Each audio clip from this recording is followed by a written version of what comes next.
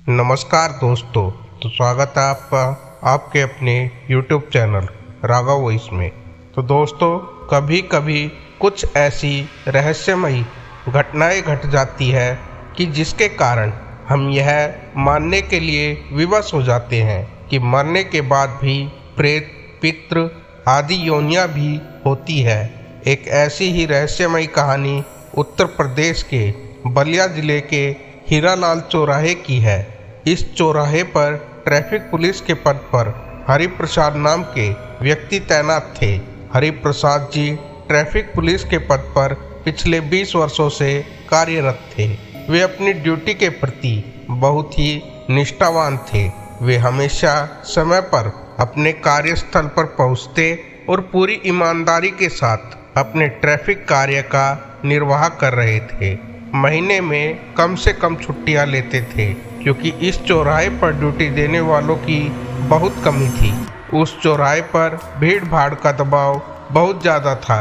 उनका सोचना था, यदि मैं अधिकतर अवकाश पर रहूँगा तो इस चौराहे पर कोई ट्रैफिक पुलिस न रहने के कारण भारी दुर्घटना हो सकती है।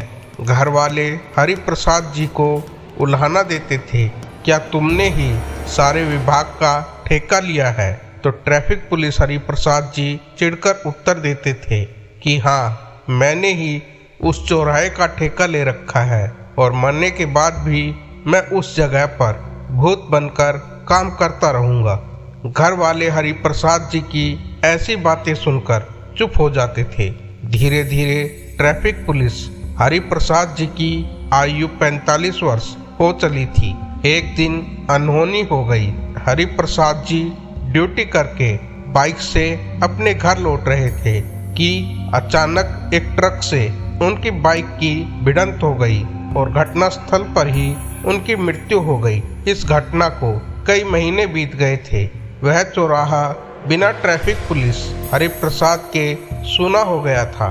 उनकी मौत हो जाने के पश्चात किसी भी ट्रैफिक पुलिस की ड्यूटी उस चौराहे पर नहीं लगी थी, लेकिन लोगों को कभी कभी यह महसूस होता था कि मरने के बाद भी ट्रैफिक पुलिस हरिप्रसाद जी की आत्मा अभी भी हीरालाल चौराहे के इर्द गिर्द घूम रही है, क्योंकि भारी भीड़ भाड़ के समय हरिप्रसाद जी तो नजर नहीं आते थे, लेकिन उनकी व्हिसल की आवाज उस समय सुनाई देती थी।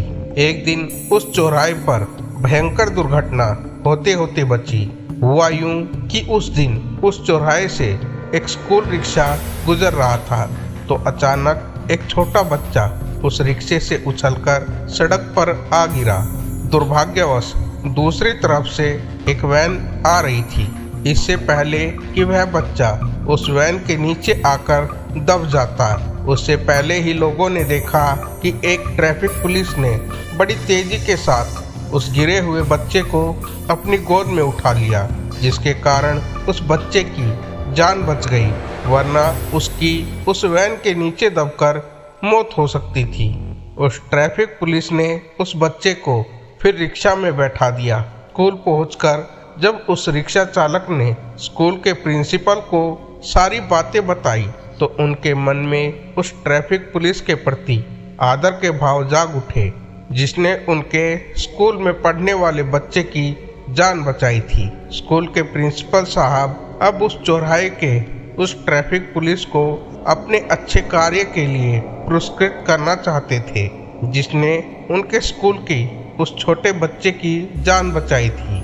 एक दिन प्रिंसिपल साहब अपने उस एक रिक्शा चालक के साथ अपनी गाड़ी से हीरालाल चौराहे पर पहुंचे।